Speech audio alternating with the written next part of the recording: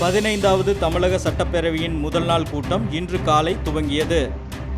திருவாரூர் தொகுதியில் வெற்றி பெற்ற திமுக தலைவர் கருணாநிதி தொடங்கி 231 சட்டமன்ற தொகுதிகளுக்கான உறுப்பினர்கள் தற்காலிக பேரவைத் தலைவர் செம்மலை முன்பு பதவியேற்றுக் கொண்டனர். மேலும் இன்றைய சட்டப்பேரவை கூட்டத்தில் எதிர்க்கட்சித் தலைவரான ஸ்டாலினும் ஜெயலலிதாவும் பரஸ்பரம் சந்தித்துக் கொண்டனர்.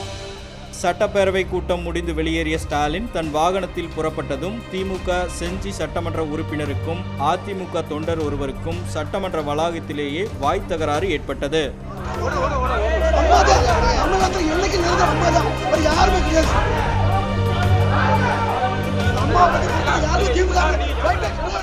இதனிடையே முதலமைச்சரின் முதல் நாள் அறிவிப்புகளை சட்டமன்றம் கூடிய முதல் நாளான இன்றே குறை கூறத் தொடங்கிவிட்டனர் எதிர்க்கட்சியினர்.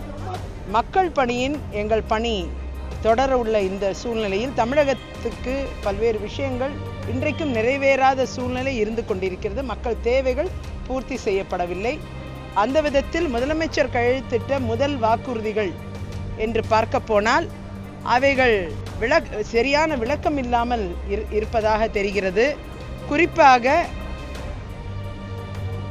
மதுவிலக்கு படிப்படியாக அமல்படுத்தப்படும் என்று கூறிய பட்சத்தில் புதிய கடைகள் இதுக்கு மேல் திறக்கப்படாது என்ற அறிவிப்பு தெளிவாக வர வேண்டும்.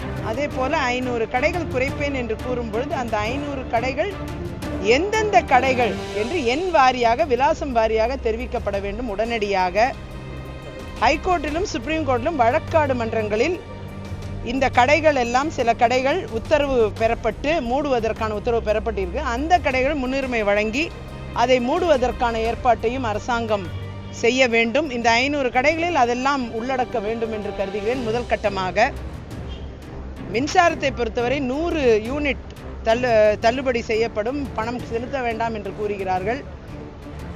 எவ்வளவு பயன்படுத்தினாலும் முதல் 100 யூனிட் இலவசம் என்று கூறவில்லை, அதை தெளிவுபடுத்த வேண்டும். அதே போல நெசவாளருக்கு எவ்வளவு பயன்படுத்தினாலும் முதல் 750 யூனிட் இலவசம் என்பதை தெளிவுபடுத்த வேண்டும். கடந்த முறை எதிர்க்கட்சி அந்தஸ்தை இழந்த திமுக இம்முறை அதிக எண்ணிக்கையுடன் எதிர்க்கட்சியாக அமர்ந்திருப்பது எதிர்காலத்தில் அவையின் நடப்பை நிச்சயம் விறுவிறுப்பாக்கும். ஷேக் பரீத், ரெட்பிக்ஸ் நியூஸ்.